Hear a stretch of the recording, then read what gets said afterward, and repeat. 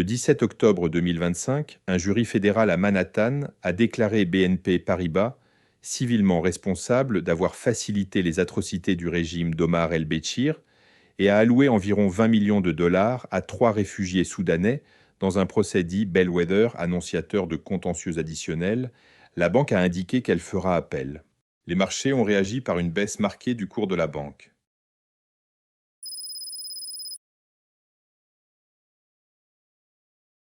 Partons du fait générateur.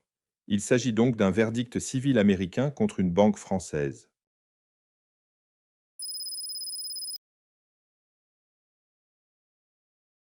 La réponse est non. Une décision américaine n'est pas automatiquement exécutoire en France. Il faut une procédure d'exéquatur, lors de laquelle le juge français contrôle la compétence indirecte du juge d'origine, l'absence de contrariété à l'ordre public international et l'absence de fraude.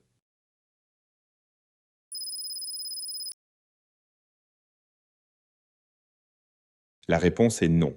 Le juge de l'exéquatur ne rejuge pas les faits américains.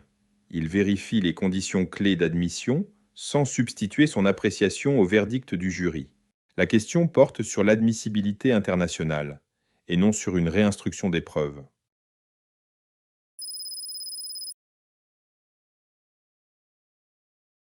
La réponse est non. Ce qui importe est la force exécutoire dans l'état d'origine, une motivation suffisante, au besoin complété par les pièces du dossier, et le respect de garanties procédurales compatibles avec l'ordre public international français.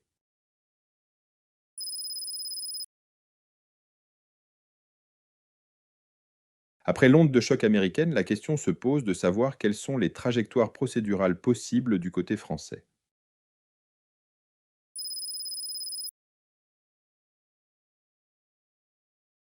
La réponse est oui, pour exécuter le verdict contre des actifs situés en France. Le succès dépendra du respect des conditions d'exéquatur et de l'éventuel appel aux États-Unis, susceptible d'affecter la force exécutoire du jugement de première instance.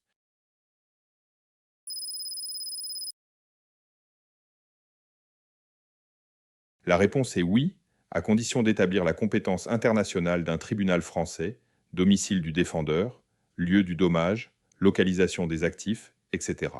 Le verdict américain peut renforcer la crédibilité factuelle sans lier le juge français sur le fond.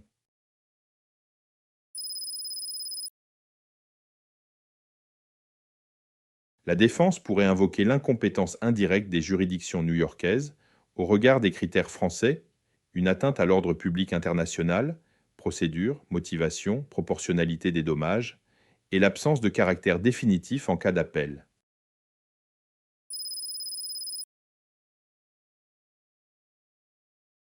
Au-delà de l'exécution, la question se pose de savoir ce que signifie ce verdict pour la gouvernance et la conformité en France.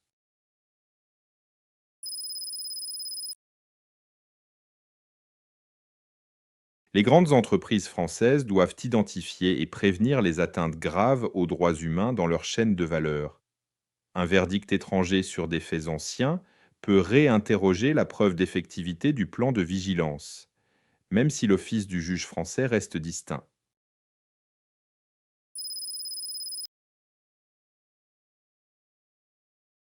Si des demandeurs cherchent l'exéquatur en France, la question se pose de savoir quels critères seront appliqués.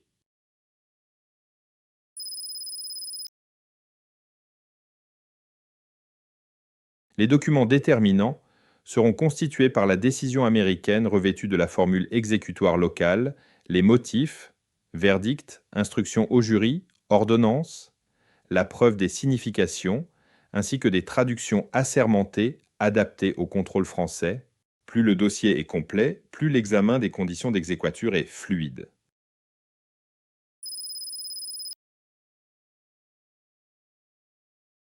Les points sensibles portent sur le respect des droits de la défense, l'impartialité du jugement, une motivation suffisante et la proportionnalité des dommages. Le juge peut refuser l'exéquatur si l'ensemble heurte des principes essentiels du droit français.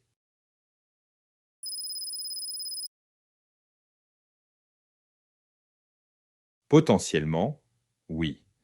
Tant que l'issue de l'appel n'est pas fixée, La partie défenderesse peut soutenir que la force exécutoire est incertaine et solliciter un aménagement du calendrier côté français.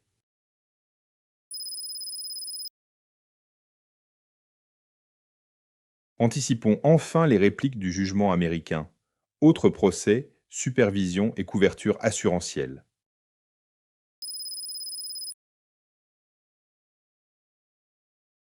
La réponse est oui.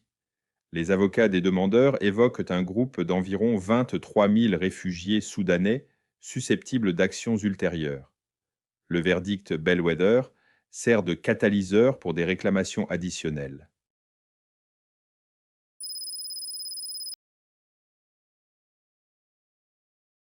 La couverture médiatique souligne l'ampleur symbolique et la stratégie d'appel de la banque.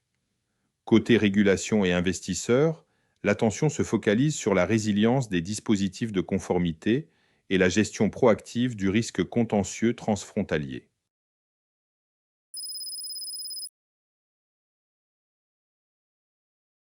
La réponse est oui. Les entreprises exposées à des risques extraterritoriaux devraient auditer la portée de leur police, leurs exclusions concernant les sanctions et atteintes aux droits humains, ainsi que leurs obligations de notification pour préserver la garantie.